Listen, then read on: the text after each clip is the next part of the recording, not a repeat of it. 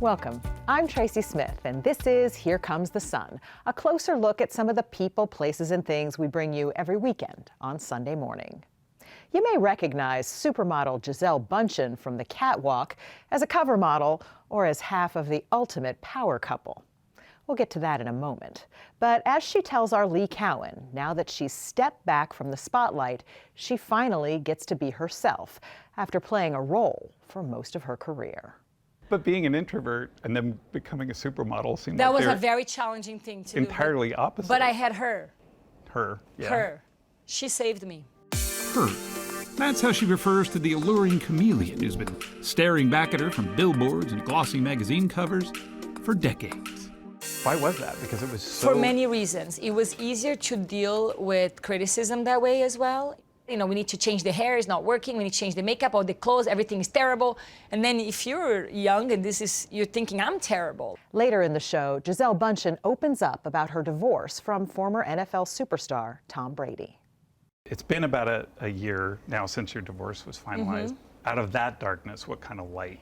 My children are my biggest gifts, and you know, and I'm so focused on them and being the best mom that I can be. And I think both of us are really focused on how we can be the best parents for our children. And I think when you have that as your main intention, that's you know, is really helpful. You have to have an intention for everything you do in your life. Then, from a supermodel to superwomen. Ms. Magazine was a revolutionary feminist voice when it was first published in the 1970s. Rather than fashion or homemaking tips, it offered women help finding their voices and using them. Rita Braver spoke to executive editor Catherine Spiller. It started trends, and it amplified the trends. A lot of articles about men and marriage and relationships and child rearing and politics and violence against women. And you can trace... That keep coming back. Keep coming back. And it shows the endurance of this movement, but also the endurance of our opponents. That's all coming up right here on Here Comes the Sun. Supermodel Gisele Bündchen started working when she was just a teenager. She says those years in front of the photographer's lens took both a physical and mental toll on her. But as she showed Lee Cowan, she's living a slower, more natural existence these days in Costa Rica. To see a sunset like this off the coast of Costa Rica takes a bit of effort. The Nicoya Peninsula is not the easiest place to get to. It's home to a beautifully chaotic town called Santa Teresa, full of expats and world-class surfers. And once we arrived, we realized that being far from everything is exactly the point, especially for the person who invited us here, Gisele Bündchen. This is a bit of a sanctuary for you, is it? Look at it. This is her home away from home, and she says the perfect place for this supermodel to find renewal. I'm in a different place in my life. I'm able to choose more of what I want. I think before I was more surviving, and now I'm living, which is different. Go get it! At 43, a mom of two, she still has one of the most sought-after looks in the business. That said, though, she's largely pulling back from the runway, not because she had to, but because she says it's now about time to show the world what all those designers and all those photographers missed. Her true self. You know, they weren't hiring Gisele because they didn't even know me. They just liked the way I looked, and they liked the way my body looked in clothes, I guess. I've done that. I understand that. And now I get to be me. And what me is, she says, is not the spotlight-loving personality you might think. I'm a Cancer. I like my home. I'm a little crab. I like my little home. You know, the crab, he has a little shell. He likes to go in her shell and feel, that's me. But being an introvert and then becoming a supermodel seemed that like was a very challenging thing to entirely do. opposite. But I had her. Her, yeah. Her. She saved me. Her. That's how she refers to the alluring chameleon who's been staring back at her from billboards and glossy magazine covers for decades. Why was that? Because it was so... For many reasons. It was easier to deal with criticism that way as well. You know, we need to change the hair, it's not working. We need to change the makeup, all the clothes, everything is terrible. And then if you're young and you're thinking, I'm terrible, like I'm doing something wrong. So. But I can't imagine though, you know, you were 14 and people are talking about your eyes are too close or your nose is too big. I still have the same nose and the same eyes. I know that it's like, but I grew into it too, you know, so it's... Right, but like, that's hard to hear at any age, but if you were 13 or 14 years old... This is why the hair was very important for me. It was a veneer that did shield her from the often brutal side of the fashion business while also allowing her to flourish in it. Her long list of lucrative contracts made her one of the highest paid models in the world. Seems like she had a talent for the business side of show business too. But it was between the glitz and the glamour, the rare times when she was alone, that she sometimes wished she'd never been discovered at all. Everybody looked at me from the outside and thought I had it all, right? And I was feeling like I was living this life that was just like... Killing. Exactly. You know, drinking mocha frappuccinos for breakfast with 3 cigarettes, drinking a bottle of wine at night to calm down from all the coffee I was drinking, not sleeping and traveling and working. Like I basically burned down my adrenal glands and my nervous system couldn't take it anymore. I felt bad about it. You know, I felt like I couldn't tell people that because they looked at me and they're like, she has everything. Like they wouldn't even understand. So how did the anxiety start to present itself? You know, I was in tunnels, I couldn't breathe. And then I started like being in studios and I felt like suffocated. I lived on the 9th floor and I had to go up the stairs because I was afraid I would be stuck on the elevator and I'll be hyperventilating. Because, you know, if you can breathe, even when your windows are open, you feel like, I don't want to live like this. You know what I mean? Did you really think about jumping? Yeah, for like a second, you know, because you're like, I can't. She didn't jump. Instead, she says she stopped everything in a single day. A complete detox, no caffeine, no sugar, hardly any alcohol. And she began a new morning ritual, meditation. You know, I wake up at 5. 5? Yeah, I like to wake up early. I like to greet the sun. You know, sometimes you're tired and you're like, okay, like I'm just gonna sleep in a little bit. But I feel the difference when I do that. A few years later, when she met NFL superstar Tom Brady, she says she was a different person, happy and healthy, and looking to focus less on modeling and more on motherhood. Do you miss the spotlight, though, a little? No. Not at all? No, not at all. I was there to take my kids to school every day and make them breakfast every morning and just be with them and just, I mean, what a gift. They grow up so fast. And it's like that, you know? Like you wake up and you're like, what happened? She and Brady now share custody of those children. After 16 years together, their divorce was as public as their careers, painful for everyone, she says. And yet... I look into my life and I wouldn't have it any other way. I wouldn't have any other life. I wouldn't have done it if they say, can you change something in your life? I wouldn't change absolutely anything. Not even getting divorced? I mean, it's not what I dreamed of and what I hoped for. You know, my parents have been married for 50 years and I really wanted that to happen. But I think you have to accept, you know, sometimes that the way you are in your 20s, it's, you know, sometimes you grow together, sometimes you grow apart. I mean, he's the father of my kids, you know, so I always wish him the best. And I mean, I'm so grateful that he gave me wonderful children. And I think, you know, when a door shuts, other doors open. One of those doors opened onto this blooming field of echinacea. Yes. Nature is my happy place. Yeah. Anytime I'm in nature, I'm happy. This is the Gaia Herbs Farm, nestled in the Blue Ridge Mountains of western North Carolina. It's been organically growing any number of healthy herbs to be turned into supplements for nearly 40 years. And for Bündchen, it's as much a brand as it is a lifestyle. That's how I treat my kids. You know, we use elderberry syrup, like, which is a huge, amazing immune booster, and my kids and I love it. We always... Are your kids on board with all this? Are you kidding me? My kids have been taking it since they were born, you know?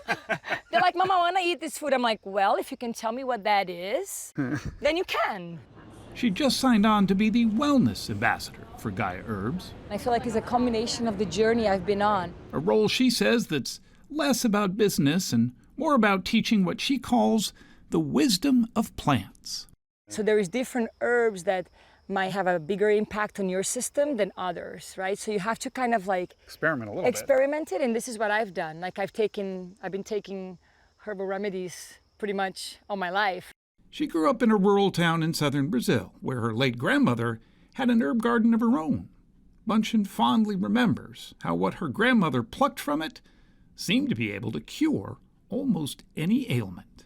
She was magical for me because she could fix anything. She could plant anything, she could make anything grow, she could heal anything. She was just amazing, right? She was this she's amazing.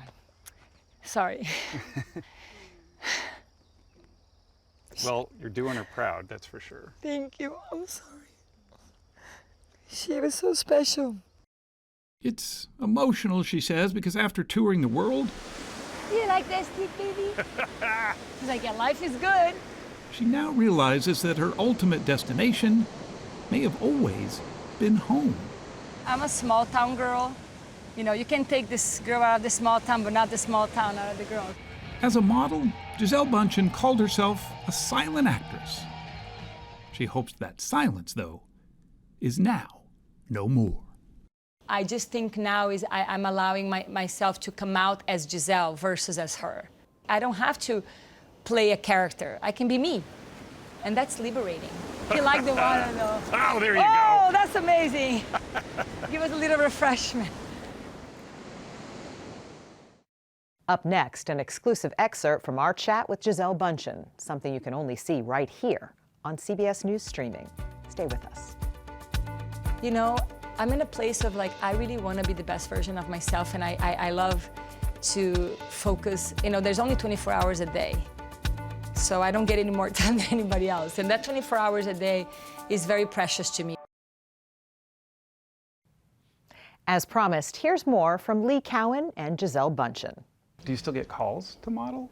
Oh yeah, a lot. And you just turn most of them down? Yeah, because I feel look, if there's a job that I feel that, you know, there's a campaign that I want to do or something that I'm gonna, either I like the photographer, or I like the company, or I've worked with them for a long time and they were supportive of me when I started, and I feel like I have the opportunity to do it again, and I feel like, you know, I remember what they've done for me, so now I can, you know what I mean? I feel like I have loyalty to people. I think that's an important thing to have. Before I became a mom, I was just doing all the jobs, right? Because, and then now I pick and choose the jobs. It's been about a year now since your divorce was finalized. Out of that darkness, what kind of light? My children are my biggest gifts, and you know, and I'm so focused on them and being the best mom that I can be. And I think both of us are really focused on how we can be the best parents for our children. And I think when you have that as your main intention, it's really helpful. You have to have an intention for everything you do in your life, and I think we're very, you know, focused on that. It does seem like, though, you're like anyone, you're mourning something that was lost. Absolutely, because I'm human, you know. But I think that you can choose to look at the glass half full or the glass half empty in your life, and that's for everything that you go through in your life. And I had incredible many years, 16 years of you know, so many lessons and so many wonderful memories, and I have the most beautiful children. They're the biggest loves of my life, and I'm so grateful for that. And I think in the end of the day, it's like, imagine if this wouldn't have happened, I would have never had that. Do you think you're entering a more private part of your life now? Absolutely. Yeah? Yeah.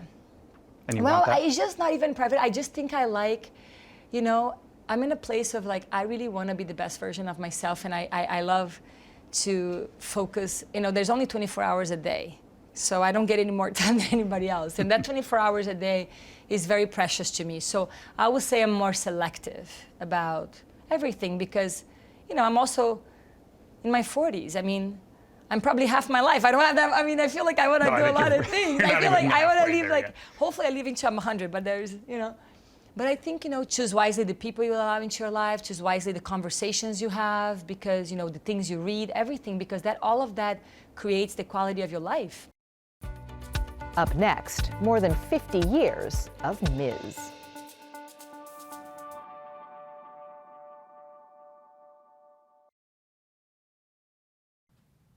Welcome back. When journalist and activist Gloria Steinem launched Ms. Magazine in the 1970s, women were fighting for equality. Abortion was a hot-button issue, and talking about workplace harassment was taboo. Rita Braver looks back at more than 50 years of Ms., how far feminism has come, and how far there's still to go. What do we want? Equality! When do we want it? Now! As the women's liberation movement was picking up steam more than half a century ago, feminism, the idea of equality for women, was a new and controversial idea. Why do you think that word seemed to threaten people, the word feminism? Two reasons. One, because they didn't understand it, and two, because they did understand it. Now 89, Gloria Steinem was a 30-something columnist for New York Magazine when she joined with a group of other journalists to create a new magazine aiming to push feminism into the mainstream. Even the title, Ms., a newly emerging designation for those who didn't want to be bound by Mrs. for a married woman or Miss for a single woman, was an issue.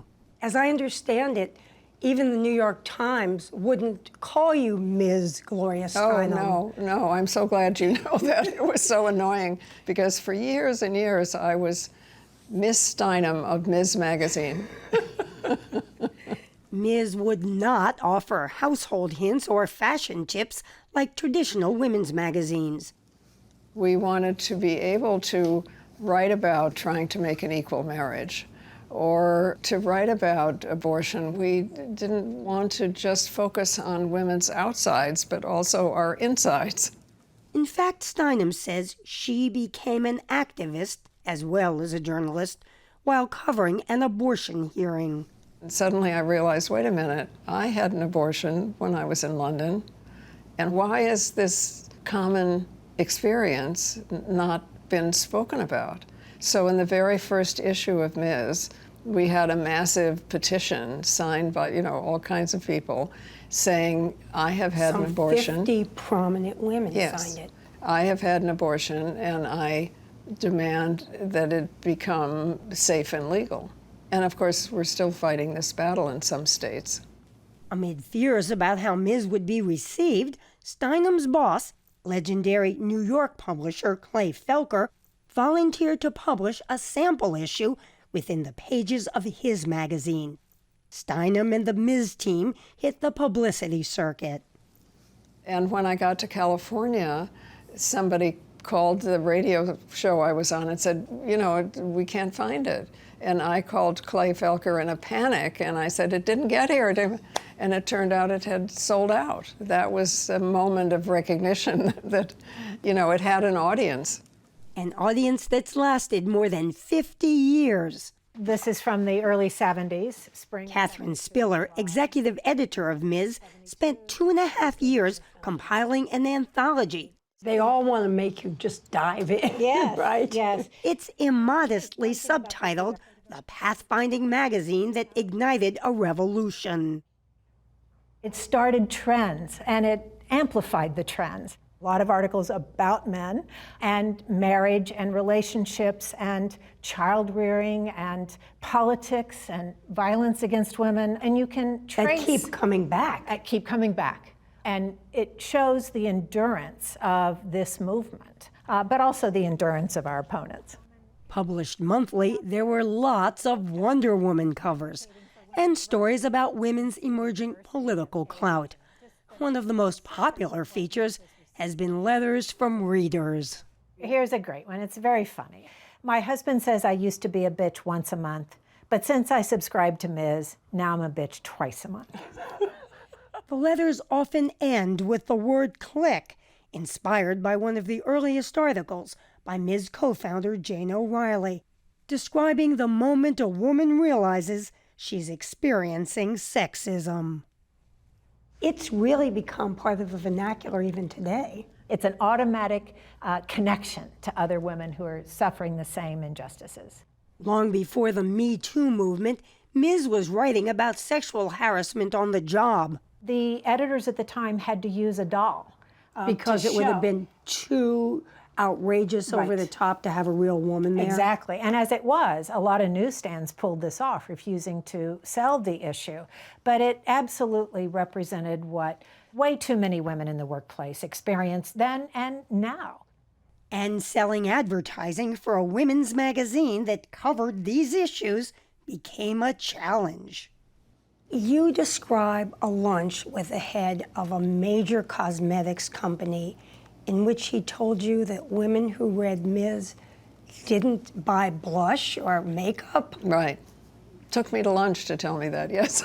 Right. Car manufacturers didn't want to advertise because they didn't think women bought cars? And that it would devalue a car to see a woman driving it. I mean, they told me that in Detroit. I'm not making it up.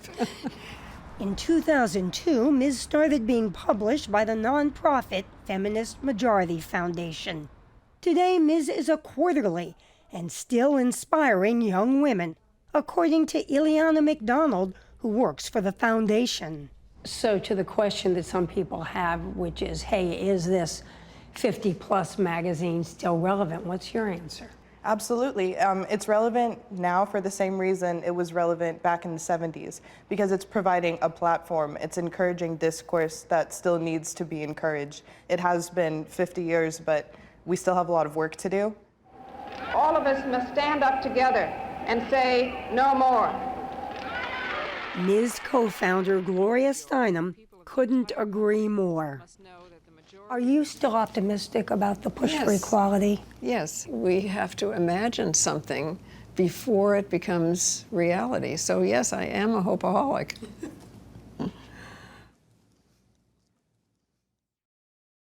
I'm Tracy Smith. Thanks for joining us. We'll see you here next time on Here Comes the Sun.